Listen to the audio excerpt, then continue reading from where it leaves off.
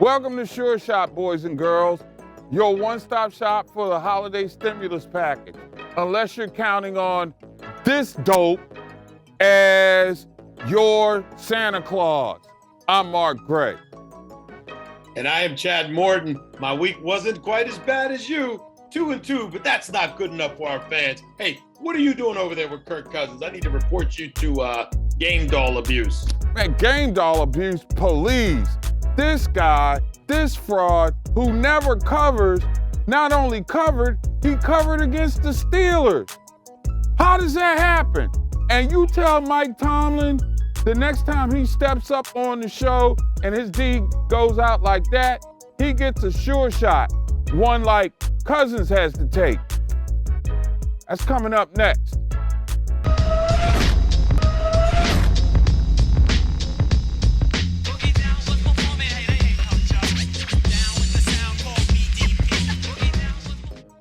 Welcome to Sure Shop, boys and girls. I'm Mark Gray. You know, it's going to be a bad week when Kirk Cousins actually covers. How the hell does that happen, Chad? I'm going to tell you exactly how it happens. The Vikings and the Steelers are very similar, is that they will win games they're not supposed to win and consistently lose games lose games they should win and win games they should lose. You got to bet them in reverse. That's how they work. It's just the craziest thing ever. And it was that type of week for me with a 1-3 week that really comes down to, you know, everybody always wants to diss special teams, the kicking game. Well, in this NFL, if your kicking game ain't on point, you don't have a chance to win. And as much as we want to give Dallas's defense credit for an outstanding job in Washington, let's be real for a second. You know how discount double check, you know, Mr. Pinky Toe is always talking about he owns Chicago. I have to say that Micah Parsons put a flag in the center of FedEx Field, and he got Randy Gregory to dig it down deep in the dirt.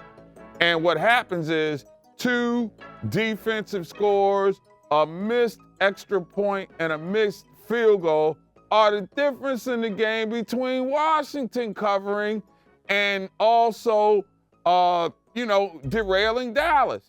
It's the most unbelievable thing that happened, and it defies all logic, except for perhaps what happened in Baltimore. Well, the Baltimore game, very similar to the Washington game with respect to the fact that they both come back. Washington comes back.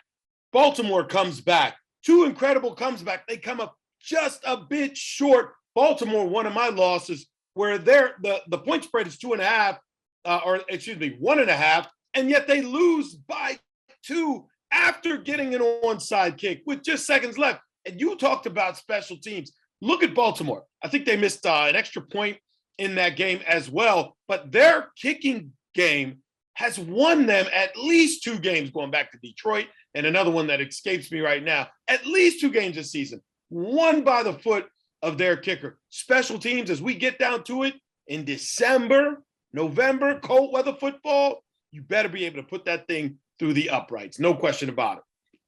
Running football, which is something that they do in the dog pound, man, and nobody else can really run the football in that division with the conviction, quite frankly, that Cleveland has. And I look at the way their front 7 is playing. Cincinnati now. Well, I'm not, but they're too up and down for me. A little schizophrenic, cardiac-ish, you know what I'm saying? You never know what real Bengals team is going to show up. Just look like against San Francisco last week. I mean, you figure everything is in place for them, and what happens? It falls apart. Now, again, that's an enormous challenge. Bengals will be undefeated. But outside of that, you are right. Up and down, play like Super Bowl champions against the Steelers, then play like the Lions when they play another team, at least for 2 or 3 quarters. They came back too, though. They were getting out early. They come back too against San Francisco. So when you talk about schizophrenic, that's the whole AFC North, where you've got between the top and the bottom, it's like a game and a half separation because of the tie with that Pittsburgh has. So you've got Baltimore with an unhealthy Lamar Jackson in first place. That lead is as shaky as cafeteria jello. Then you've got Cincinnati and Cleveland right behind it. And then Pittsburgh, some kind of miracle way, still in the hunt. This is going to be an amazing stretch down the middle. Did you say shaky as cafeteria jello? Yeah, I pulled that off this guy named Dan Rather. Some people may know him as a newscaster, but one of the great fans, I had to steal it. I was thinking that, if you eat shaky cafeteria jello, doesn't that leave your stomach in quivers? You know what? Stretch it out. You could do the long play. I got the short play. You take the long play. Hey, listen, before we get to our expert, Corey, I got to ask you about this game as well. We talked about Washington's comeback, Cincinnati's failed comeback, and we talked about the Ravens' failed comeback. But look at the team that is showing up and showing out. What is your say on those Los Angeles Superchargers? Again, team schizophrenia. What Charger team is going to show up?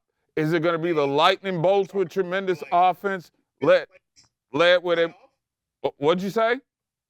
I said the 8-5 Chargers right now are in 5th place in the playoff standings. I'm going to tell you, they're getting red hot at the right time, Mark. Red hot is a little strong for me. Red hot is a little bit strong to me. We'll learn a lot about them against the Kansas City Chiefs coming up. And I just, to me, if you want to talk about a team that's red hot in that division, it would be the Chiefs. Just ask the Raiders, who went out there and were blasphemous and stomping on the center of the field, and then they got stomped by the count of 48-9. So before I put the, steam out behind the Chargers, I'm looking more at the Chiefs. Chargers, definitely a viable candidate for a wild card spot, but the division, to me, is all about Kansas City right now to lose, and the Chargers will just be lucky to be Lewis Hamilton in the rearview mirror of the F1 guy that beat him, although he had some help from the officials down there, wherever they were going around in circles the other day. Yo, I'm going to tell you, the high schoolish tactics that the Las Vegas Raiders did, that was ridiculous. And they got the stomping that they deserved. We think that thing's falling apart. And I know you're going to talk more about that when we get to our games of the week and perhaps with Corey just a bit. I do think that Kansas City is on a inevitable path to meet New England again. But it's going to be fun to watch the other teams sort of pull it up. Who's going to pull out the AFC North? What's the health of Lamar Jackson going to be like? Can Cincinnati go ahead and do it? Or can your team, at least for today, the Cleveland Browns, can they do something as well? Let's ask our expert and see what he's got to say. All right, back on the other side, it's our Sultan of the Sportsbook, Corey Parson, as Sure Shot continues. Next.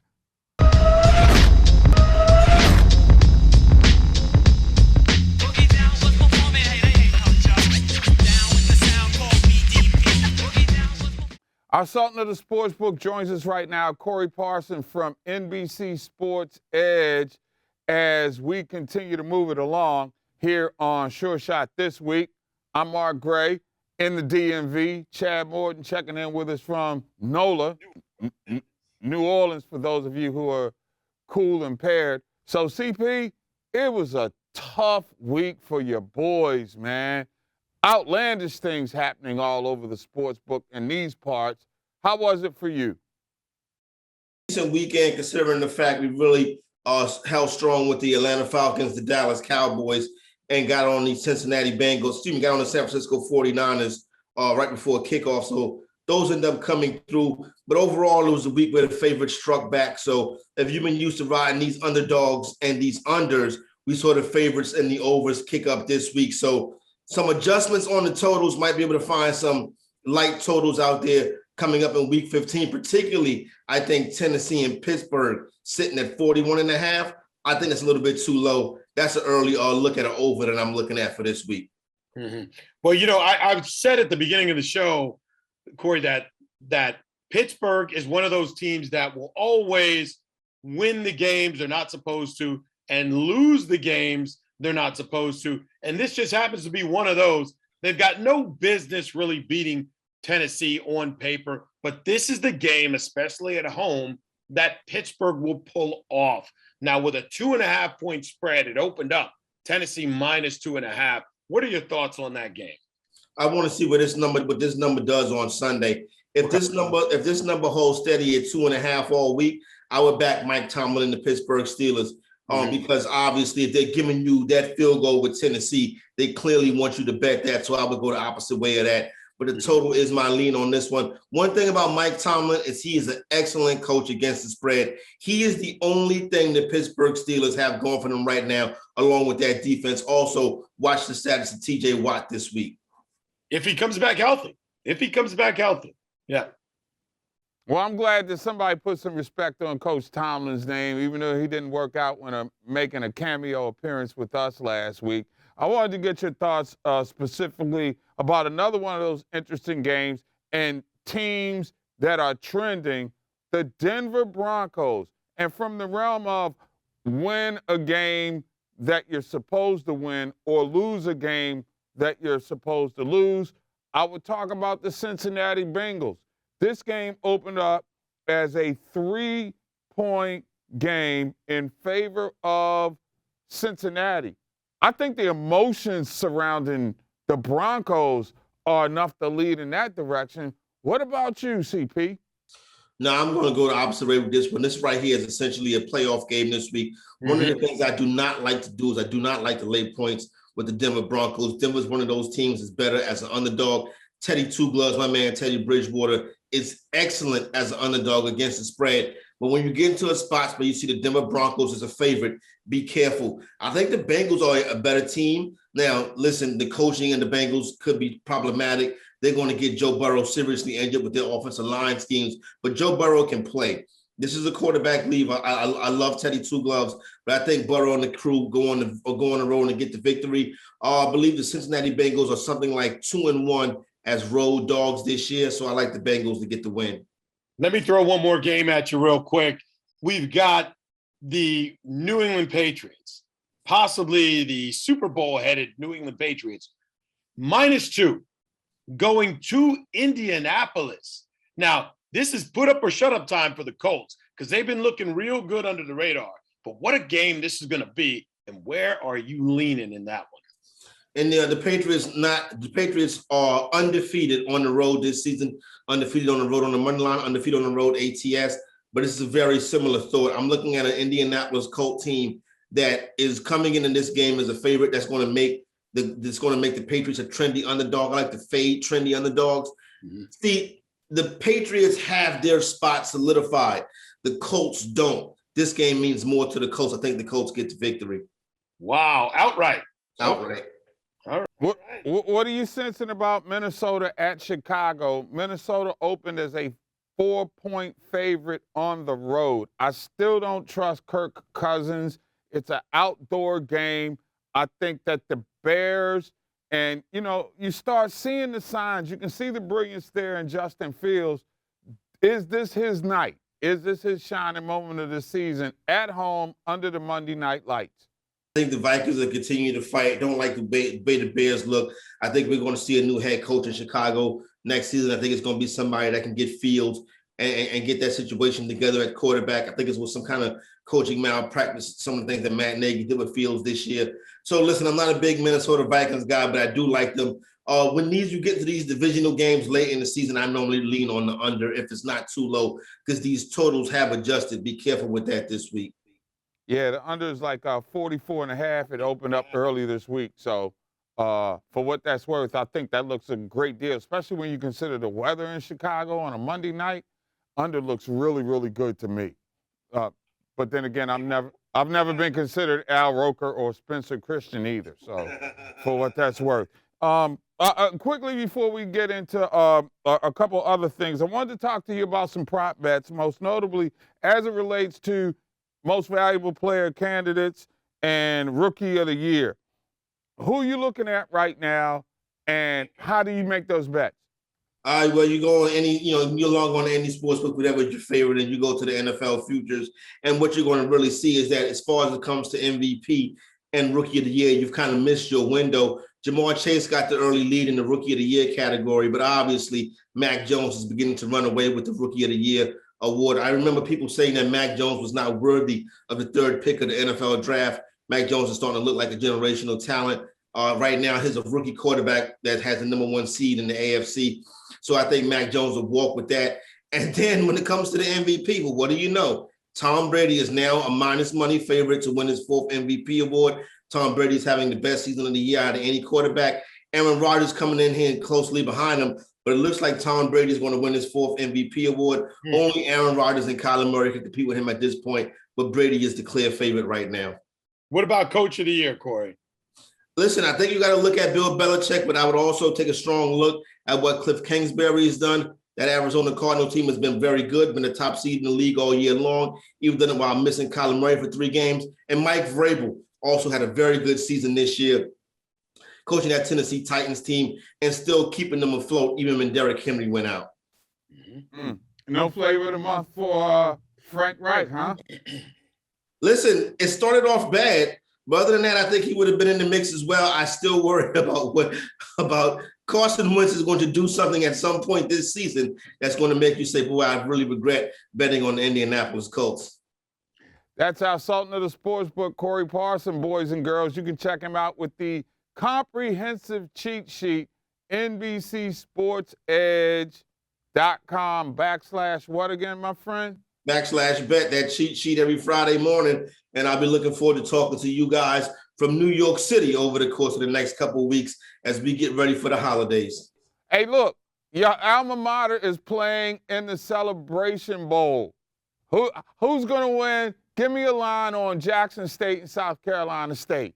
As I saw, Jackson State was laying 11.5 points. That's a little bit too much. I'll come in and I'll grab South Carolina State on the back end. I'll play South Carolina State anywhere to +10.5. Jackson State has been the dominant team in the HBCU realms this season. But one thing I've noticed about Jackson State, they do not cover big spreads. So I like State to keep the game within 10 points. That's nails, bro. How about that? Throwing you a curveball and you handling it better than OBJ. My man. That's Corey Parson, y'all. Check him out. Listen to Corey. You will win. Thanks, my friend. My man.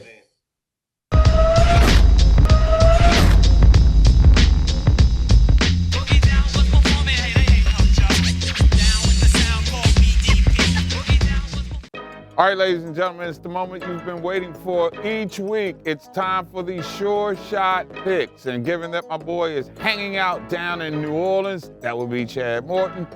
You kick off. You got it. Well, let's start with game 1. New England -2.5 at Indianapolis. Now, Indianapolis has been looking good, and I mean real good. As a matter of fact, if the season ended today, the Colts are in the playoffs. Ahead of the Buffalo Bill Belichick is my father, Bills.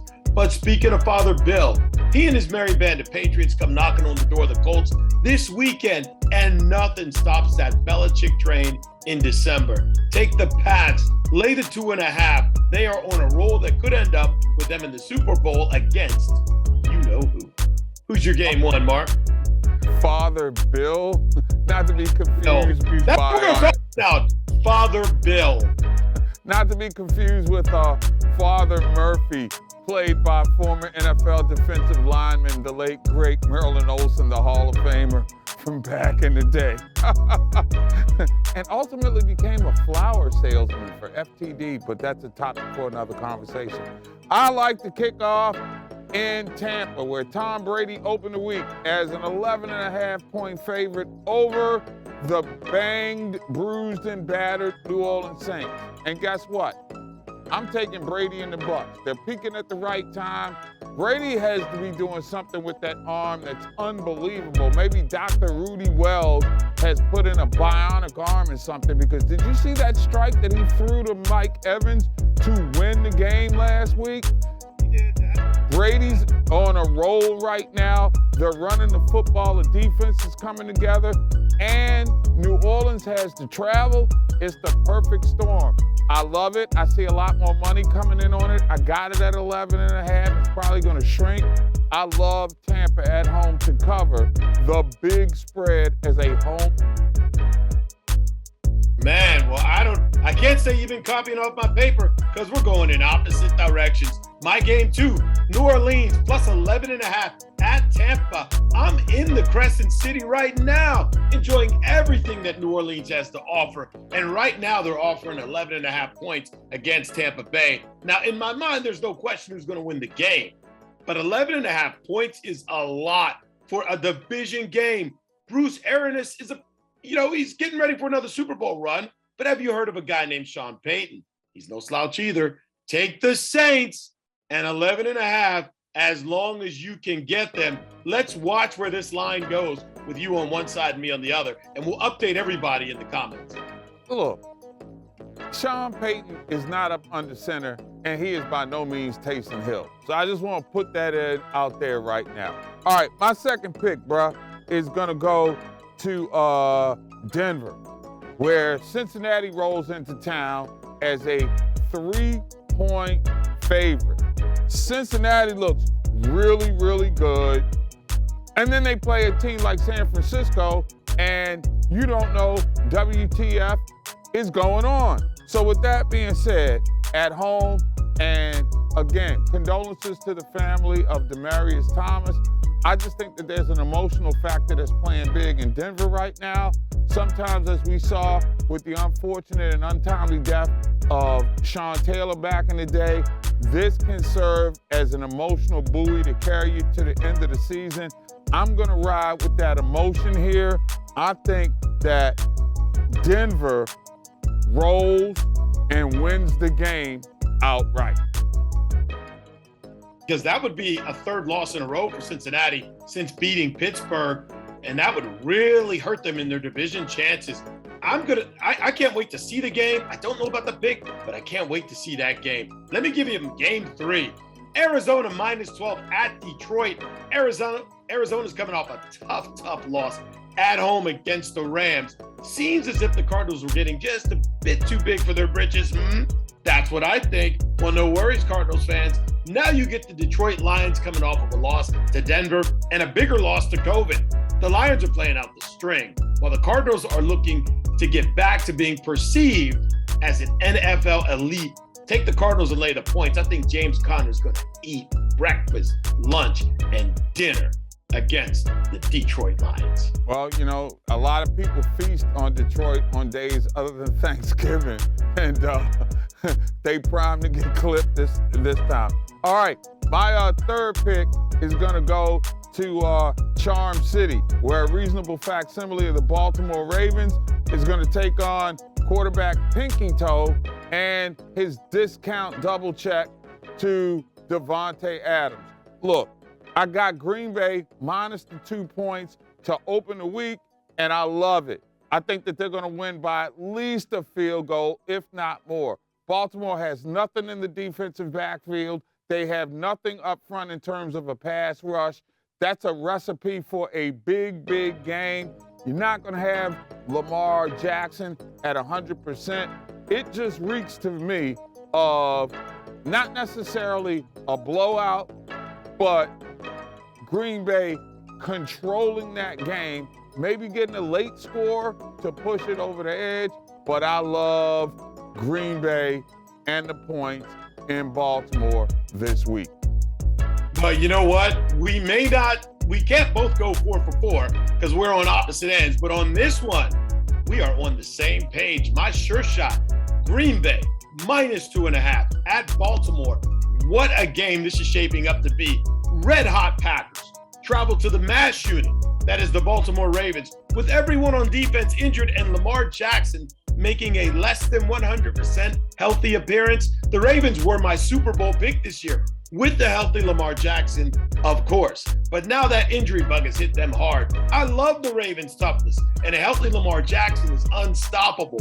But an unhealthy Ravens defense is ordinary at best, and an unhealthy Lamar Jackson is simply a mere mortal. Take the Pack while the number is this low before it creeps up. And again, Mark, we need to let them know in the comments what's going on with that number. Right now, 2.5. Get it while the getting's good. Exactly. And remember, it opened it up this week at 2.5. So oftentimes the bookmakers are doing that just to make sure more money comes in on the Ravens. So watch that during the course of the week, and we'll keep you updated right here beneath us in the comment section. All right, my sure shot. I'm going to roll with this dope once again. Kirk Cousins and the Minnesota Vikings roll into Chicago, the putrid Chicago Bears, and are a 4-point favorite. Kirk, don't mess this up, dog. Don't mess this up. Now, we've seen you in situations like this before where you're controlling the game by 10 going into the fourth quarter and you give up a couple of picks. You do that this week, it's going to be more than just pow right in the kisser. So, with that being said, I'm going to roll with Minnesota because Matt Nagy doesn't seem like he has a clue for what's going on. And if this dope can't take advantage of that, well, I might have to hang him on a hook. Oh, come on, man. Come on. It's being disrespectful there. Easy, guy. What, to hang him on the hook? Yes. That's where he hangs anyway. He's always hanging on the hook by my desk. Okay, by your desk. That's... He's taken care of, he's well fed, and he still doesn't cover. I just can't take it anymore. Anyway. Give some money. Anyway, the information gathered in is for entertainment purposes only. And if you've got a gambling problem, dial 1-800-GAMBLER. How do you know if you have a gambling problem? Well, if you're determining whether or not you're going to tap into the mortgage money or place a bet, you got problems. If you're thinking about borrowing against your kids' college fund, you got problems. We all need a car. Don't risk the car note money. You got a problem. 1-800-GAMBLER. And remember, this is for entertainment purposes only, and we want to see you back here with the Sure Shot again next week. Don't forget, like, subscribe right down below so you don't miss these picks.